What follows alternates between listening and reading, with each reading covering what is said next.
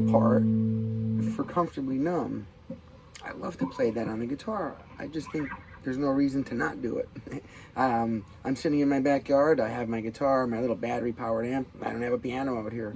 So I'll be doing that, you know. There is no blah, blah, blah, blah, blah, blah, blah. I have to watch how much I put in my songs. They've been copyright claiming the heck out of my videos. F sharp, B minor,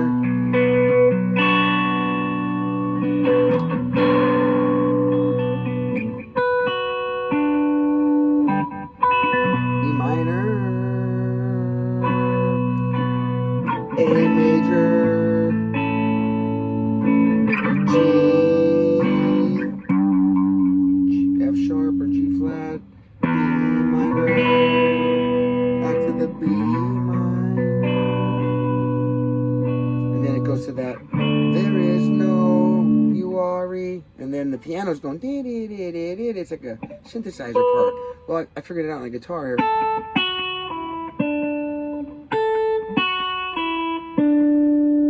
It's the 5 fret, first string, 7 fret, second string, 5 fret, second string, 7 fret, third string.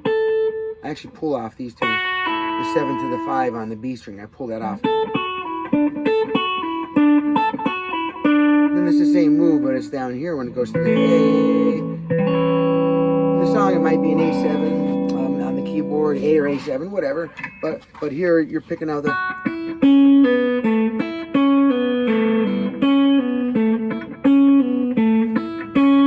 same riff. You see, if I was doing here, it's the same structure, right?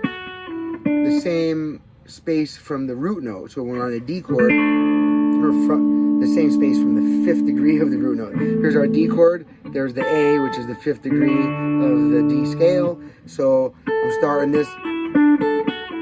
Now, technically, then when it moves to the A chord, I can use the 5th of the A, which is the E, as my root note. And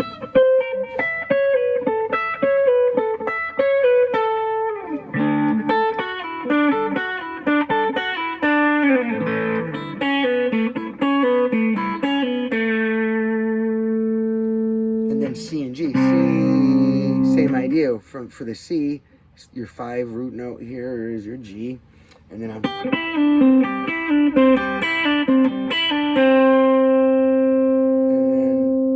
for the G, though, he's using the E chord form G instead of the A chord form like on the other one. He's the E chord form G, and then he's doing the, no, it's still the 5th, except this here he's pulling the half step, which is the major third to minor third in the G major chord. The 5th of the G major chord, major third, minor third, root. Back to the C.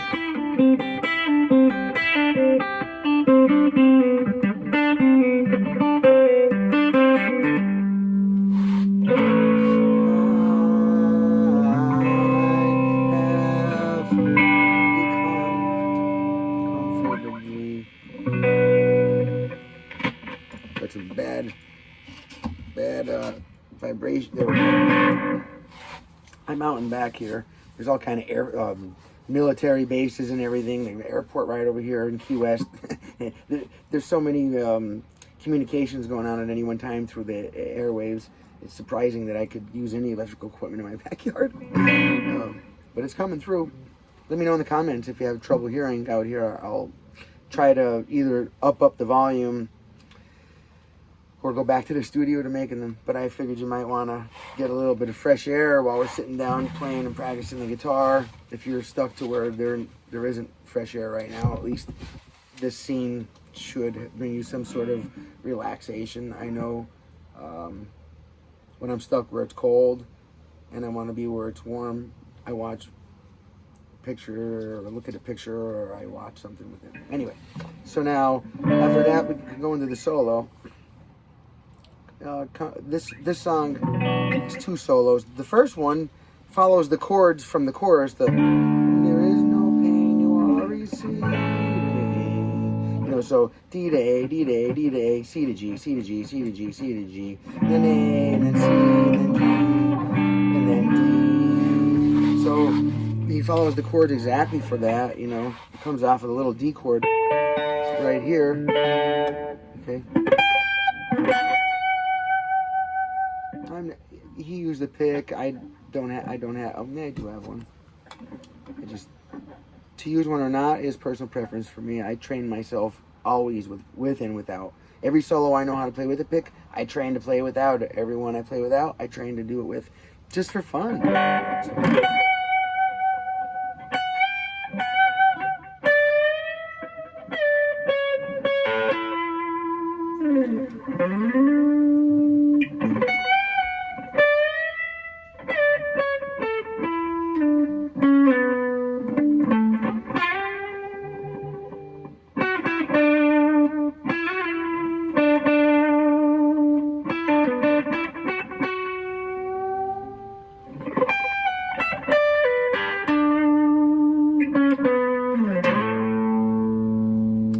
So forth. Now, let me do that nice and slow.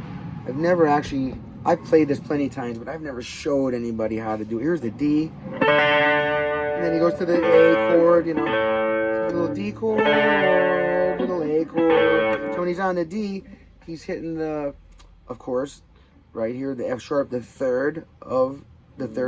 major third of the D chord, which is the F sharp. Bends it up to the half step. Yep. Drama, right? That goes up to the E, because now we're in the A chord. And the notes in the A chord are A, C sharp, and E. So the first thing he does is he grabs the E note, then and literally follows the A major scale right down. Comes off the E, the D bent to E, and then, you know,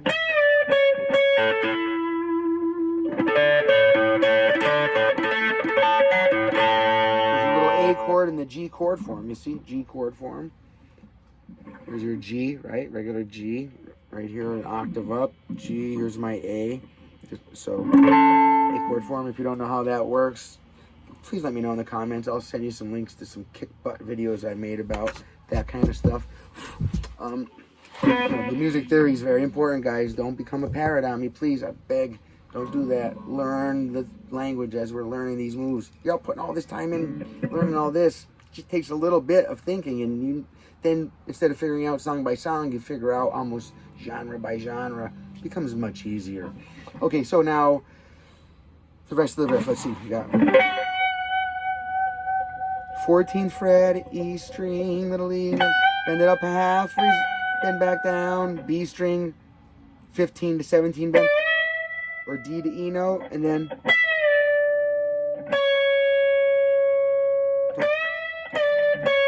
I grab the A chord. It's a small A chord right there.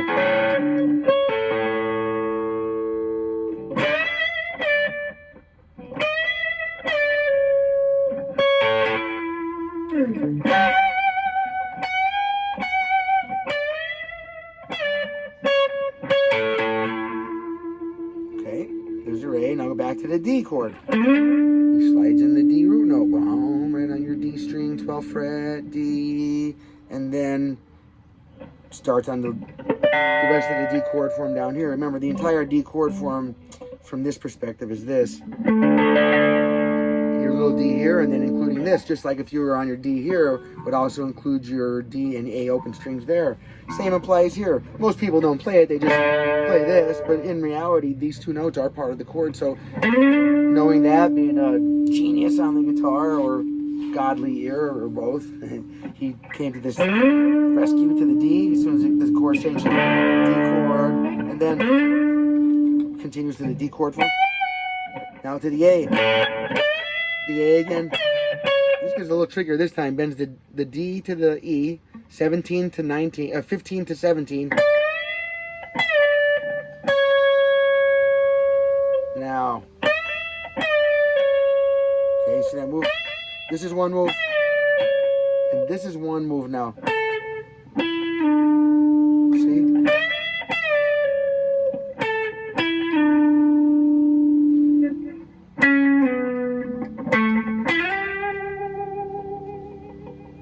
That's a rough one. That all takes a second. Watch.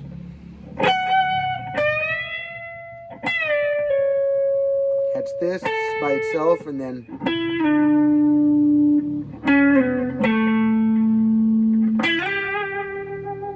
in timing it sounds fantastic.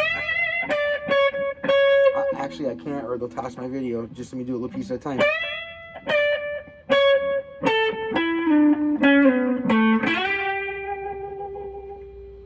Okay.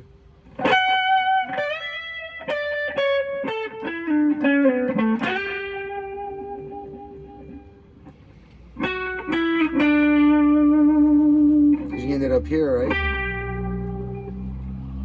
So you got like this. You got.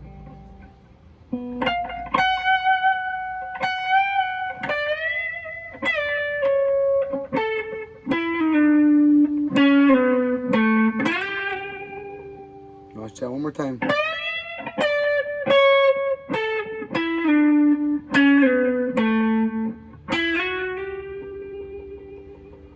Then.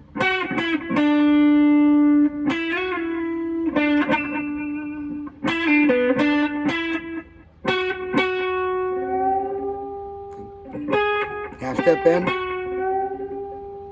So we got you know. Let me see. I'll take it from this last bend right here, right? Not bend, but riff. Dun, dun, dun, dun, dun, dun. Pull off.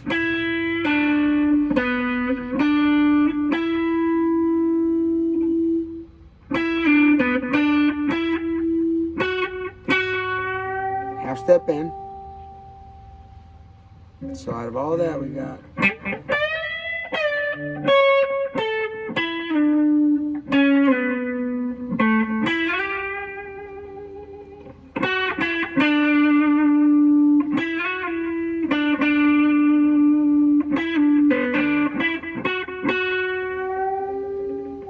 I love this part now.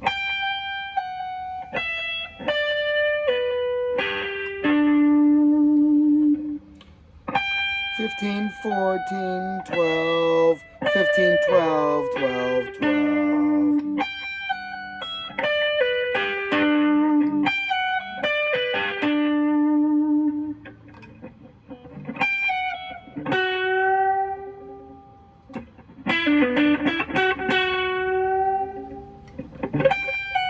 He comes in with that rake. I love that rake. Watch.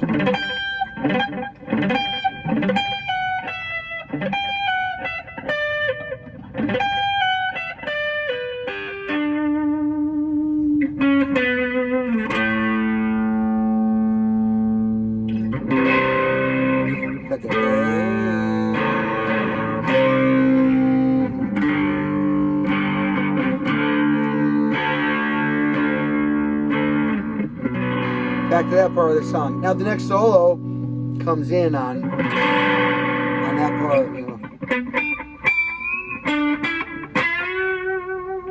But that's another video.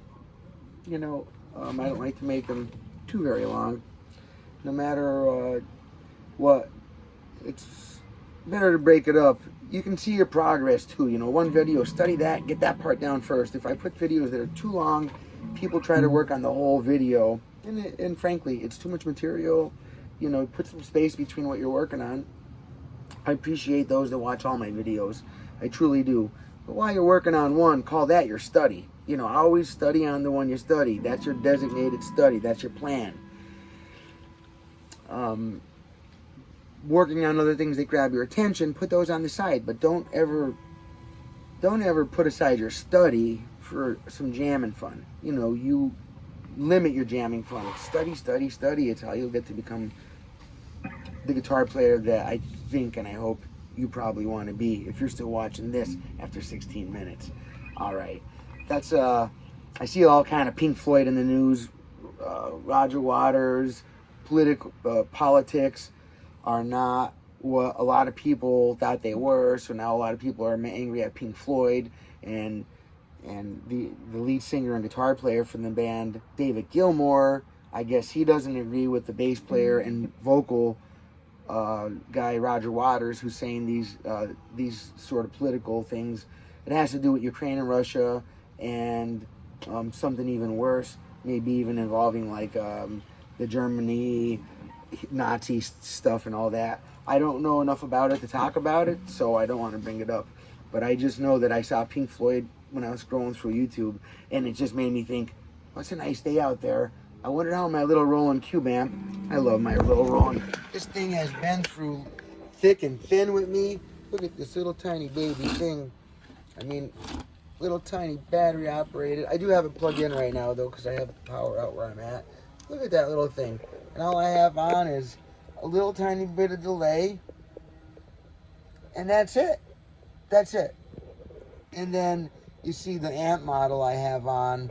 You know, it's kind of like, I think, what does that say? The Brit Combo. So I used to think it meant Marshall, but somebody corrected me, and I guess they read into it. And Boss is claiming that Brit Combo setting, amp setting, is actually the Vox, because they're a British amp as well. You know, I grew up a Led Zeppelin head compared to a Beatles head, so the Zepp heads were all like, you'd see Marshall in the background, you know. And the Beatles were a lot with the Vox. Generally speaking, it's not a hard truth, but, you know, kind of is true. All right. Next time we'll get into the Yoler.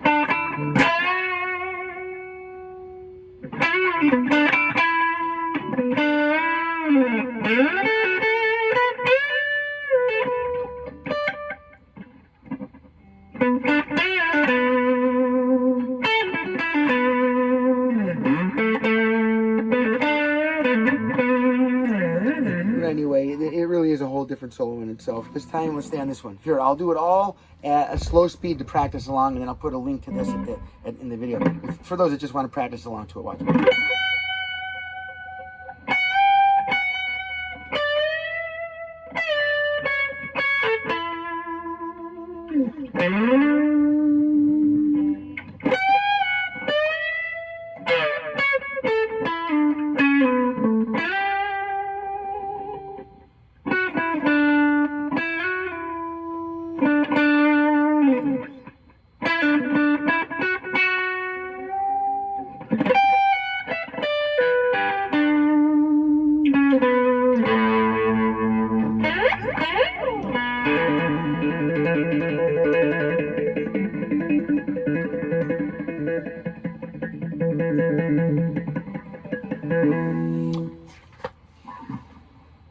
Please like and subscribe.